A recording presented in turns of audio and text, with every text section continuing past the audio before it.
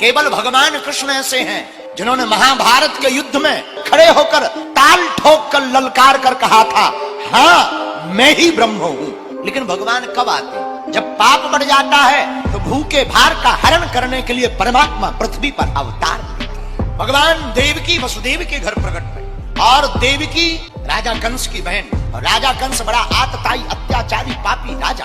देखो, पुण्य और पाप, सत्य और असत्य, दिन और रात, सुख और दुख एक दूसरे से जुड़े हुए हैं। उसी प्रकार दानव और देव दोनों भी जुड़े हैं। लेकिन जब इस पृथ्वी पर पाप बढ़ जाता है, कोई काम नहीं आता है, तब हमारे परमात्मा अवतार लेकर के भूखे भार का हरण करते हैं। राजा कंस ने अपनी बहन देवकी का विवाह वसुदेव से किया। विवाह किया तो मन में विचार किया, बहन हमारी बहुत प्रिय है, हम गांव के बाहर इसे छोड़ने जाएंगे, लोग हमारी वाहवाही करेंगे कि राजा बड़ा ही श्रद्धावान है, राजा बड़ा भावुक है, इमोशनल है। तो गांव के बाहर तक राजा कंस जब देवकी को छोड़ने के लिए गया, वही राजा कंस जो कुछ देर पहले इतना प्रेम कर रहा था कि नंगे पांव, ना रथ ना कुछ, हाथ में घोड़ों की चाबुक पकड़ करके अपनी बहन की विदा करने के लिए मथुरा से बाहर तक निकल पड़ा। और जैसे ही आकाशवाणी हुई, राजा कंस, इसी तेरी बहन देवकी का 8वां लाल तेरा काल होगा। तो 8वां लाल काल सुनते ही राजा कंस जो कुछ देर पहले बड़ा मुस्कुरा रहा था, आंखें चमचमा रही थी, घोड़े को चाबुक को पकड़ करके नंगे पैर चला जा रहा था, तत्क्षण आंखें बदल गई, मुस्कुराहट चली गई, लाल नेत्र हो गए, तुरंत तलवार निकाल कर खड़ा हो गया। देखो ये है प्रेम। जहां देखा कि 8वां लाल काल होगा, सो राजा कंस ही स्वयं काल बन गया। देवकी का 8वां लाल अगर काल होगा, हाथ में तलवार निकाली, कहा कि अब 8वां लाल काल होगा ही नहीं। बोले क्यों? बोले ना रहे बीन ना बजे बांसुरी, जब बहन ही नहीं रहेगी तो लाल कहां से होगा, और लाल नहीं होगा तो काल कहां से होगा। केवल राजा कंस बोला हमारा ही कमाल होगा। हाथ में तलवार निकाली, केस को बाल को पकड़कर देवकी को मारना चाहा। बस देव जी ने सोचा कि अगर मार डालेगा तो पति का क्या मतलब। प्रशंसा करने लगी, कंस तुम राजा हो, अगर तुम मार डालोगे ये मर जाएगी तो तुम्हारी थूथू होगी कि स्त्री के ऊपर हाथ उठाया, अपनी सगी बहन को मार दिया, प्रजा में थूथू हो जाएगी, लोग तुमसे घृणा करने लगेंगे, इसलिए मारो मत। क्या उपाय है? कंस से वसुदेव जी बोले डरो मत, एक काम करते हैं, हमें ले चलो वापस, दोनों जितने भी संतानें होंगी हम तुम्हें सौंप देंगे, तुम चाहो तो रखना, चाहो तो मार डालना। हाँ ये ठीक है। कंस मान गया।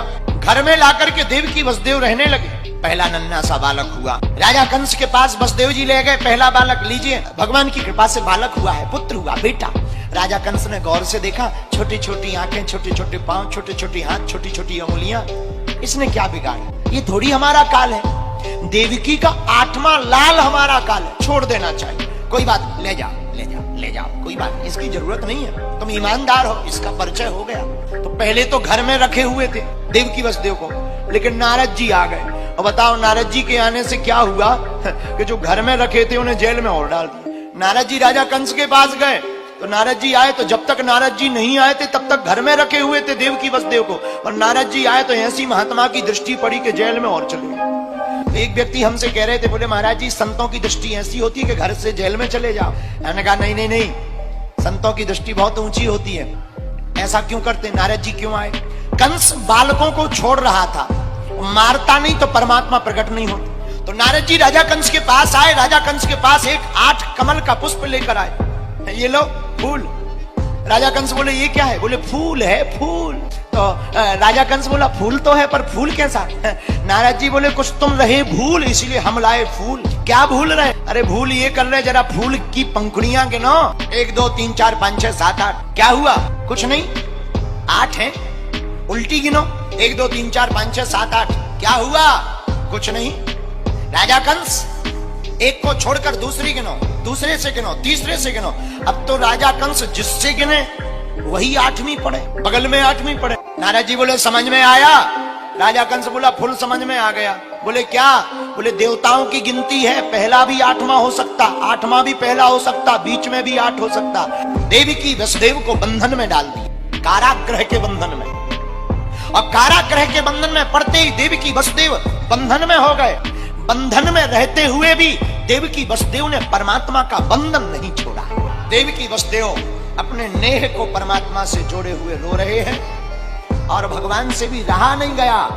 भादों का महीना, अष्टमी तिथि बुधवार का दिन बवकरण श्री हर्षण योग और ठीक मध्य रात्रि 12 बजे देवकी वसुदेव के कारागृह के सामने भगवान उस कारागृह में चतुर्भुज रूप लेकर के प्रकट हो गए और वसुदेव जी से कहा कि ब्रज में जाकर गोकुल में छोड़ाओ। रातों ही रात सूप पर रख करके गोकुल में रख दिया, वहां से कन्या ले आए।